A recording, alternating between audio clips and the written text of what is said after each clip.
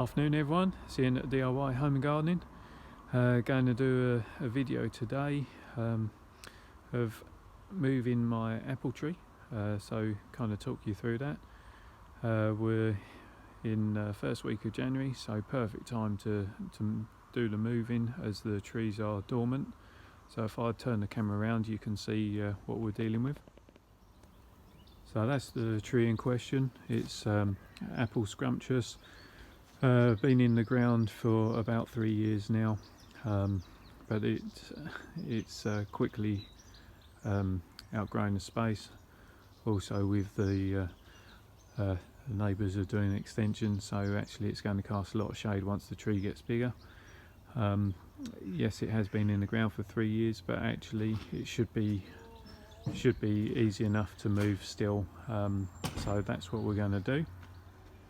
So when you're looking at a tree like that, try and determine where you should dig. Obviously if you dig too close to the main trunk itself, you're going to quickly come across some established root system, which obviously you don't want to damage. Always quite a good way to work out where to dig is if you sort of take the width of the tree as a bit of a guideline. So start digging in line with the outer branches, and then you can establish whether you've got roots at that point. If you're not coming across too many roots, then you can slowly work your way in until you find a few more fibrous roots and start to dig at that point. So that's roughly where we'll start.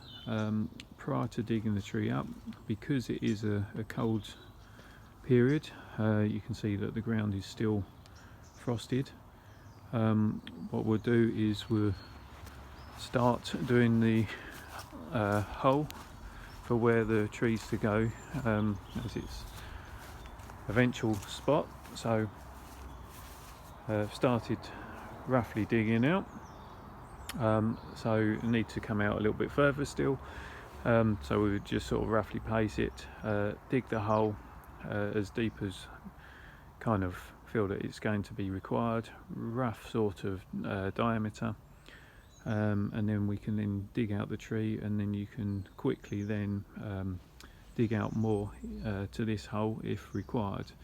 But certainly doing it this way with a preparation of a hole already done, you're not exposing the roots to unnecessary environmental pressures. So yeah, I'm going to get this hole dug out now.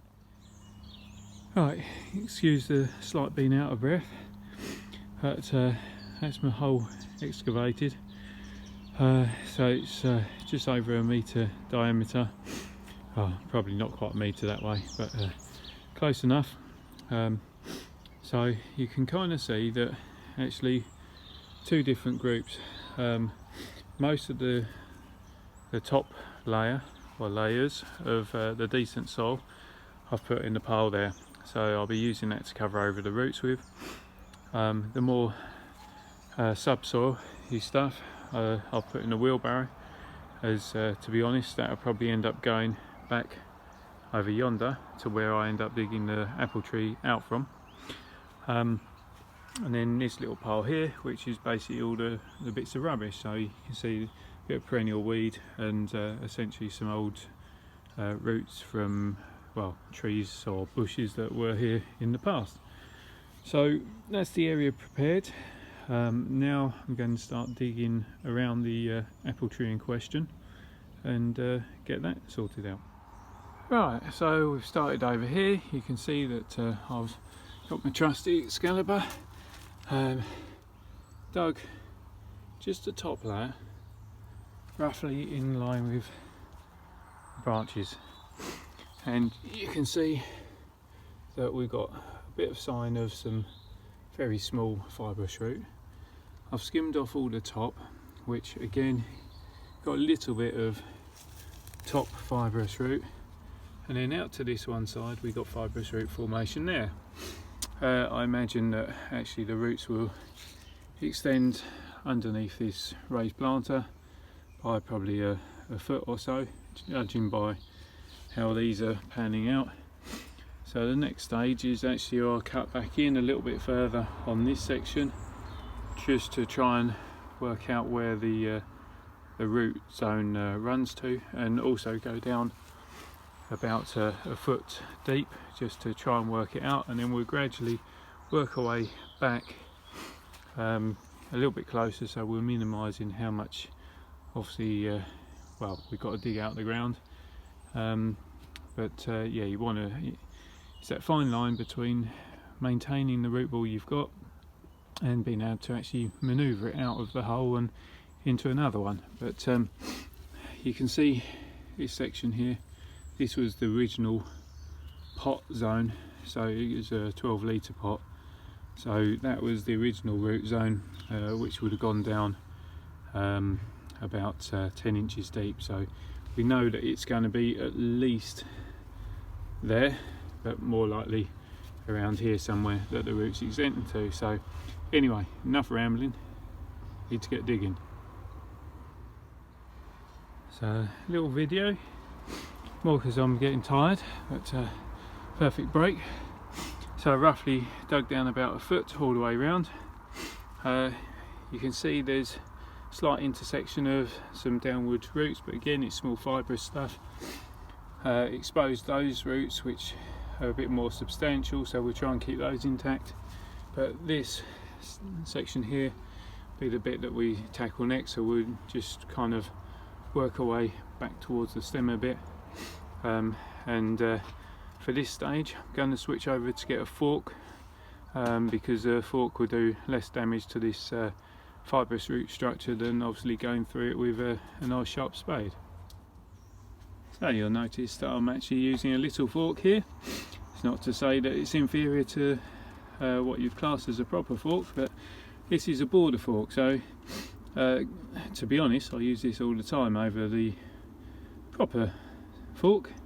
But yeah, a border fork means that obviously it's got a smaller area of tines, so each one of these is a tine, so it covers a smaller area, easier to get into smaller spaces. Because it's smaller as well, requires less pressure to actually dig into the soil. So yes, you do tend to find that more ladies use this fork, but actually one of the best tools there is.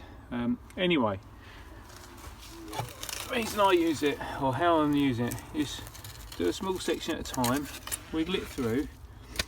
You can see the fibrous root there, and then you can just do another little section, and you're just literally teasing that soil away. Tease the soil out to the outer edges, then you can then come across here with your spade, scoop up all this excess soil whilst preserving your root zone. So that's what we'll carry on doing.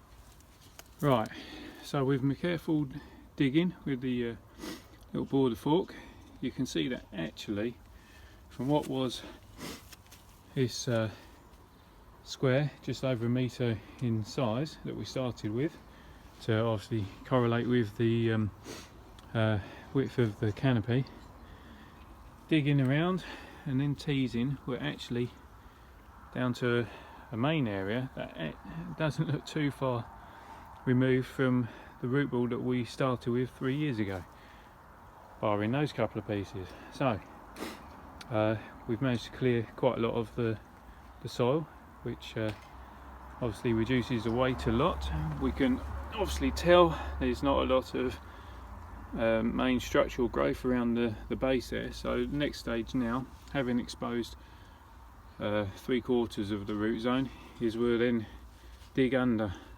Rather than going dead straight across, we'll go down at a slight downward angle and underneath the tree, partly to avoid too much root disturbance as we get closer to the taproot zone, but also by going at a slight angle it enables us to have a little bit of leverage against the root zone as well. So digging under, next stage, and as you can kind of see, what I tend to do a bit of digging, then do some clearing with the spade, do a bit more digging. That way you know that you're not going to be cutting through any roots unnecessarily, and also you keep your site quite tidy. So carry on. Having already dug underneath, you can now see what I mean. So we've gone in at this angle. As soon as you put any pressure on it, the root ball moves, and that's without having really gone around this side. So we just carry on digging underneath, work on this section now, and try and free it up. Right, so a bit of levering around, and one tree is out.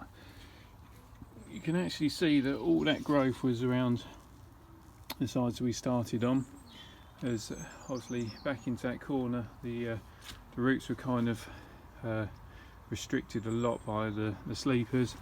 Indeed, you can see that I had to cut through one root there and one little piece there.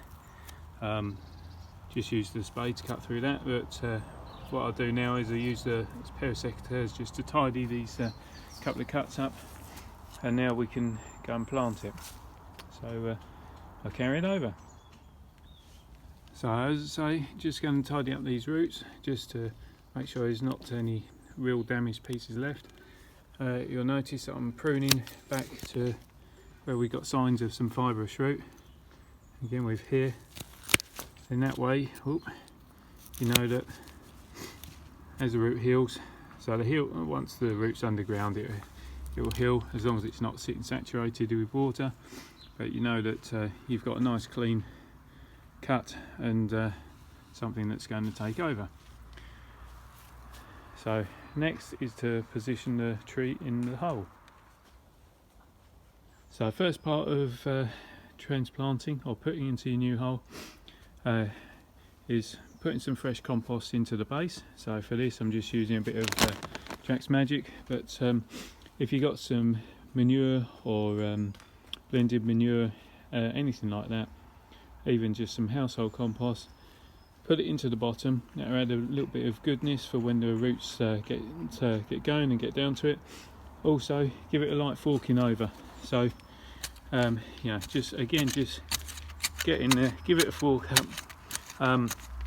You just want to break up that possible pan layer that you've created from digging out and treading in the hole. If you've got soil like mine, which is a clay soil, then yeah, clay is great. It's a great soil, especially for things like an apple tree, but it does compact down quite readily, especially when you're digging at this time of year when it's wet anyway. So just by giving it a little fork over, you'll just alleviate that compaction and will allow for water to drain through. So that's step one. Step two is putting the tree into the hole. So that's what we'll do now. Right, nearly there, home straight. Not much time left before it's dark.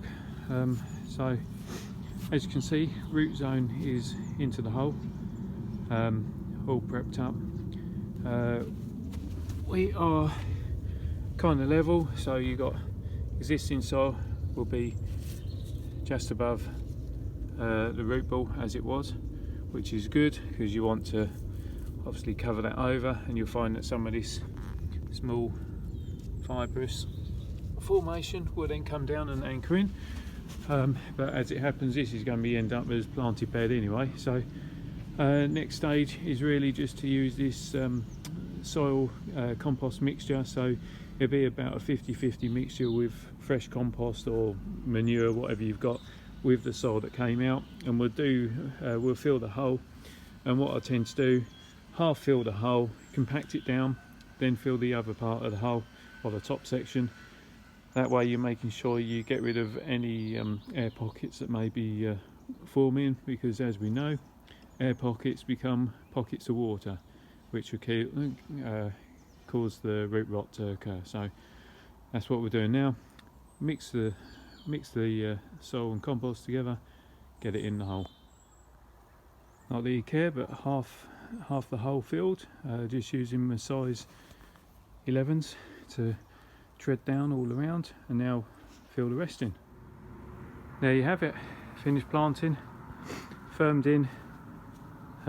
hopefully you can make that out in the darkness that we're now in, but I've done a top layer of some fresh compost over the top, so adding some much wanted goodness, and also being a peat based product, here adding a little bit of extra warmth to the soil. But anyway, tree planted, tree moved. So as always, thanks a lot for watching the video. Hope you found it of interest. Please subscribe if you like what I'm doing. Send me a message if you need some help with anything, whether that's DIY type stuff or gardening. Yeah, keep enjoying your garden even during the winter time, and I'll see you all soon. Bye for now.